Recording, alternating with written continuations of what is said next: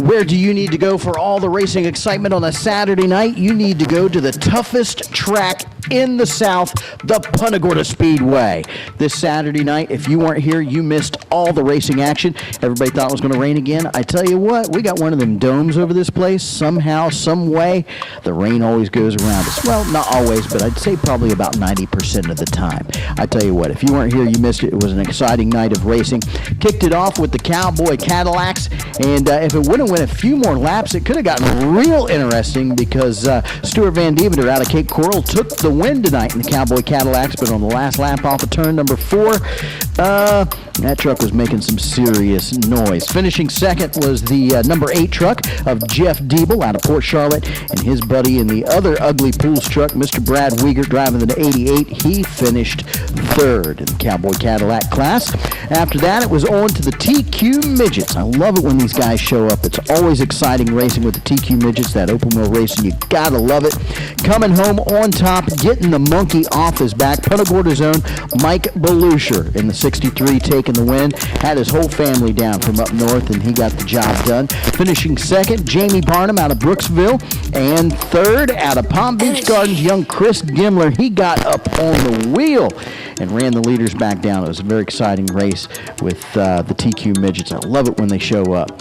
Next was the Perfect Pest Control 40-lap feature event, and the drivers did not disappoint. It was exciting all the way down to the drop of the checkered flag. Coming home the winner out of Naples, young Paul Richards Jr. getting it done. Finishing second out of Fort Myers, Ryan Culver in the 04. And out of Bradenton, the 73 machine, Randy Johnson came down. He was a fast qualifier looking to win the race. Got down to that last lap, and he finished third. Kind of stolen from him, but I tell you what, out of the box coming down here, not here normally, he definitely knows how to set up a car and get around this place. The Straight Stocks, they had a 50-lap feature event, and it was a wild one. But coming home, 5 wins in a row, plus the fast qualifier. Ryan Pankos coming home the winner. 5th win in a row. That's tough. He's got the crosshairs on him for the next race. Finishing second out of Port Charlotte, the 77, the tricycle, Mr. James D'Elia coming home in second. And third, another Naples boy, Bobby Fisher, finishing third in the street stock race. Winding out the night. Coming up, the late model sportsmen, and they did not disappoint either. Coming out on top, Brandon Morris out of Mulberry, making it 3 in a row in the 56 machine.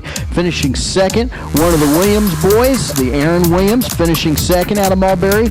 And third, David Williamson, his dad, finishing third out of Mulberry. So all the Mulberry boys, 1, 2, 3, can't beat that. They ought to be happy. It was a lot of fun. 3 wins in a row for Brandon Morris. Tell you what, 3 time, he's going to be working on 4 next time. Last race of the night, the Wild and Woolly Road Warriors, and they did not disappoint.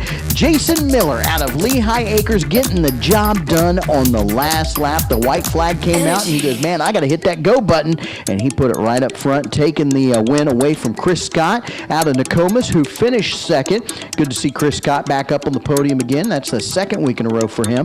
And Christopher Loney, another Naples boy, finishing 3rd in the Road Warrior division.